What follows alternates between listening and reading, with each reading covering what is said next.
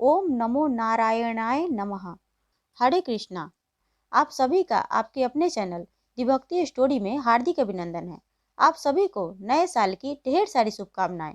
भगवान श्री हरि विष्णु और माता लक्ष्मी की कृपा से इस नए साल में आप सबकी सभी मनोकामनाएं पूर्ण हो। आइए आज आप सुनेंगे पुत्रदा एकादशी व्रत की कथा। सनातन धर्म में एकादशी तिथि का विशेष महत्व है।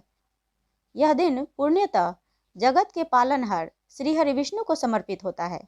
इस दिन भगवान विष्णु की विशेष पूजा अर्चना की जाती है। धार्मिक मान्यताओं के अनुसार एकादशी का व्रत रखने से भगवान श्री हरि विष्णु की विशेष कृपा प्राप्त होती है। वह मृत्यु के पश्चात मोक्ष की प्राप्ति होती है। प्रत्येक माह में 2 बार एकादशी पड़ती है, एक शुक्ल पक्ष और एक कृष्ण पक्ष की एकादशी। पौष माह के शुक्ल पक्ष में आने वाली एकादशी को पुत्रदा एकादशी के नाम से जाना जाता है। इसे वैकुंठ एकादशी भी कहा जाता है। जैसा कि नाम से ही स्पष्ट है, पुत्रदा एकादशी अर्थात पुत्र देने वाली एकादशी। मान्यता है कि जो भी भक्त संतान प्राप्ति की इच्छा से पुत्रदा एकादशी का व्रत रखते हैं, वह श्री हरि विष्णु की विधिवत पूजा अर्चना करते हैं, तो भगवान श्री हरि विष्णु की कृपा से उन्हें तेजस्वी व चिरंजीवी संतान की प्राप्ति होती है। साथ ही जिन लोगों की संतान है, उन लोगों की संतान की उन्नति होती है तथा दीर्घायु की प्राप्ति होती है। पुराणों के अनुसार एकादशी की व्रत कथा मात्र सुन लेने से 1000 वाजपेयी यज्ञ करने जितना फल प्राप्त होता है। तो आइए भगवान श्री हरि विष्णु और माता लक्ष्मी का मन में ध्यान करते हुए पुत्रदा एकादशी व्रत कथा का श्रवण करते हैं। प्रेम से बोलिए लक्ष्मी नारायण की जय। प्राचीन समय की बात है, महाराज युधिष्ठिर ने श्री कृष्ण जी से पूछा कि हे भगवान, आपने सफला एकादशी का महात्म बताकर बड़ी कृपा की। अब कृपा करके यह बताइए कि पौष शुक्ल एकादशी का क्या नाम है, उसकी विधि क्या है और उसमें कौन से देवता का पूजन किया जाता है। भक्त वत्सल भगवान श्री कृष्ण बोले, हे राजन, इस एकादशी का नाम पुत्रदा एकादशी है। इसमें भी श्री नारायण भगवान की पूजा की जाती है। इस चर और अचर संसार में पुत्रदा एकादशी के व्रत के समान दूसरा कोई व्रत नहीं है। इसके पुण्य से मनुष्य तपस्वी, विद्वान, लक्ष्मीवान होता है। इसकी मैं एक कथा कहता हूँ, सो तुम ध्यान पूर्वक सुनो। भद्रावती नामक नगरी में सुकेतु मान नाम का एक राजा राज्य करता था। उसके कोई भी पुत्र नहीं था। उसकी स्त्री का नाम सव्या था। वह पुत्रहीन होने के कारण सदैव चिंतित रहा करती थी। राजा के पितर भी रो रो कर पिंड लिया करते थे और सोचा करते थे कि इसके बाद हमको कौन पिंड देगा। राजा को भाई, बांधव, धन, हाथी, घोड़े, राज्य और मंत्री, इन सब में से किसी से भी संतोष नहीं होता था। वह सदैव यही विचार करता था कि मेरे मरने के बाद मुझको कौन पिंड दान करेगा। बिना पुत्र के पितरों और देवताओं का ऋण मैं कैसे चुका सकूंगा। जिस घर में पुत्र ना हो, उस घर में सदैव अंधेरा ही रहता है। इसलिए पुत्र उत्पत्ति के लिए प्रयत्न करना चाहिए। जिस मनुष्य ने पुत्र का मुख देखा है, वह धन्य है। उसको इस लोक में यश और परलोक में शांति मिलती है, अर्थात उसके दोनों लोक सुधर जाते हैं। पूर्व जन्म के कर्म से ही इस जन्म में पुत्र, धन आदि प्राप्त होते हैं। राजा इसी प्रकार रात दिन चिंता में लगा रहता था। एक समय तो राजा ने अपने शरीर को त्याग देने का निश्चय किया, परंतु आत्मघात को महान पाप समझकर उसने ऐसा नहीं किया। एक दिन राजा ऐसा ही विचार करता हुआ अपने घोड़े पर चढ़कर वन को चल दिया तथा पक्षियों और वृक्षों को देखने लगा। उसने देखा कि वन में मृग, व्याघ्र, सूअर, सिंह, बंदर, सर्प आदि सब भ्रमण कर रहे हैं। हाथी अपने बच्चों और हथिनियों के बीच घूम रहा है। इस वन में कहीं तो गीदड़ अपने कर्कश स्वर में बोल रहे हैं, कहीं उल्लू ध्वनि कर रहे हैं। वन के दृश्यों को देखकर राजा सोच विचार में लग गया। वह सोचने लगा कि मैंने कई यज्ञ किए, ब्राह्मणों को स्वादिष्ट भोजन से तृप्त किया, फिर मुझको दुख प्राप्त हुआ। क्यों? यही सब सोच विचार करते करते राजा को कई घंटे बीत गए। राजा प्यास के मारे अत्यंत दुखी हो गया और पानी की तलाश में इधर उधर फिरने लगा। थोड़ी दूरी पर राजा ने एक सरोवर देखा। उस सरोवर में कमल खिले थे तथा सारस, हंस, मगरमच्छ आदि विहार कर रहे थे। उस सरोवर के चारों तरफ मुनियों के आश्रम बने हुए थे। उसी समय राजा के दाहिने अंग फरकने लगे। राजा शुभ शकुन समझकर घोड़े से उतरकर मुनियों को दंडवत प्रणाम कर उनकी वंदना करके वहीं बैठ गया। राजा को देखकर मुनियों ने कहा, हे राजन, हम तुमसे अत्यंत प्रसन्न हैं। तुम्हारी क्या इच्छा है सो कहो। राजा ने पूछा, महाराज, आप कौन हैं और किस लिए यहाँ आए हैं? कृपा करके बताइए। मुनि कहने लगे कि हे राजन, आज संतान देने वाली पुत्रदा एकादशी है। हम लोग विश्वदेव हैं और इस सरोवर में स्नान करने के लिए आए हैं। यह सुनकर राजा कहने लगा कि महाराज, मेरी भी कोई संतान नहीं है।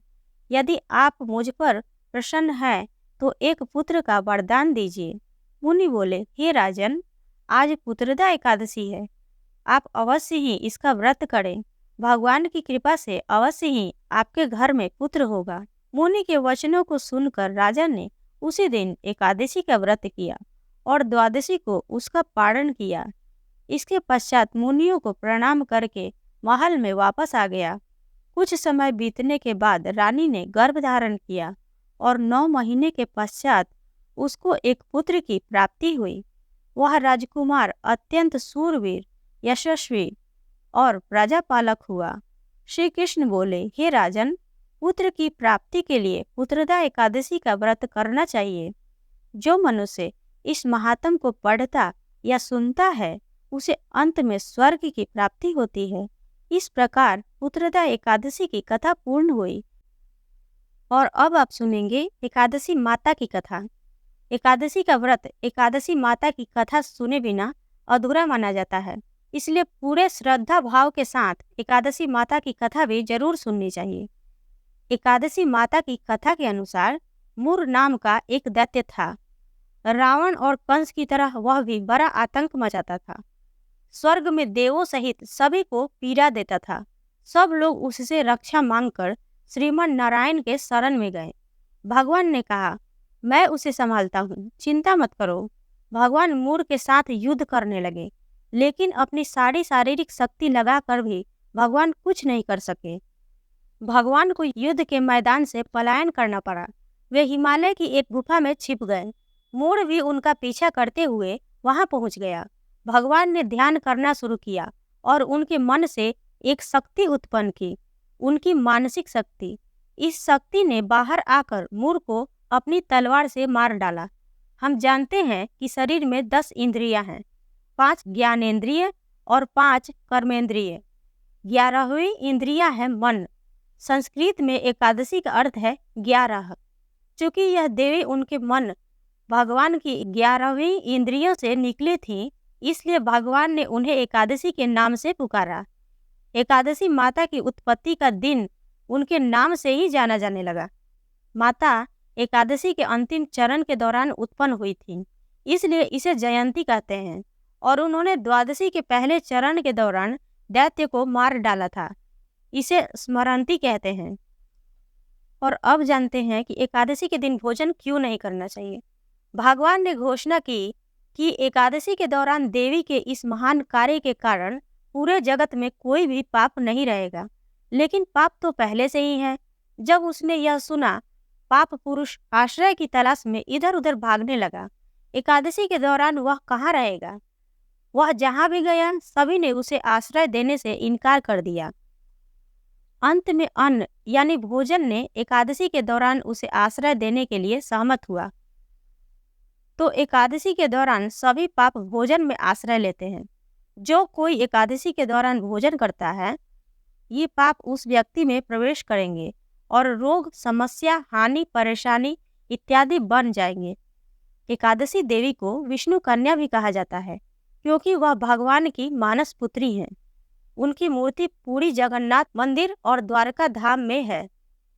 भगवान के धर्म की रक्षा के लिए जितने भी अवतार हैं, वे सभी एकादशी के दिन ही हुए हैं, इसलिए यह इतना पवित्र दिन है। इस प्रकार एकादशी माता की कथा पूर्ण हुई। प्रेम से बोलिए एकादशी माता की जय, भगवान विष्णु की जय। और आइए अब सुनते हैं राजा धर्मकीर्ति की कथा। मालव मुनि का भद्रशील नाम का एक पुत्र था। भद्रशील ने छोटी उम्र से ही एकादशी व्रत का पालन करना शुरू कर दिया। मुनि ने उन्हें ऐसा करने के लिए कभी नहीं कहा था।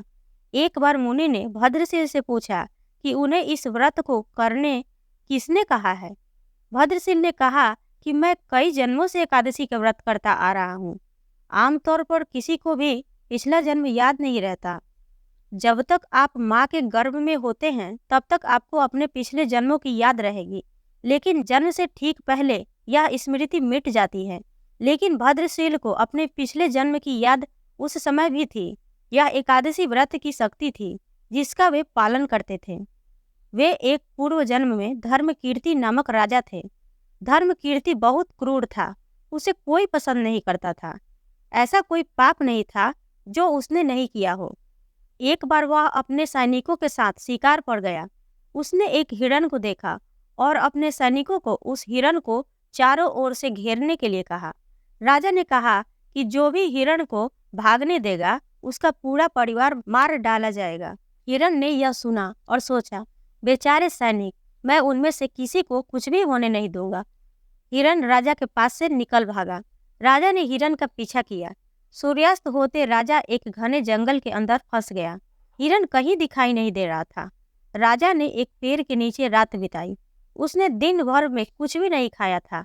उसे चारों ओर खतरनाक जानवरों के गुर्राने की आवाज सुनाई दे रही थी।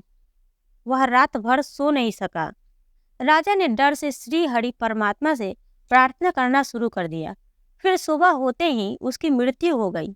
यमदूत आए और उसे यमराज के पास ले गए। यमराज ने पूछा, तुम लोग इन्हें यहाँ क्यों लाए हो?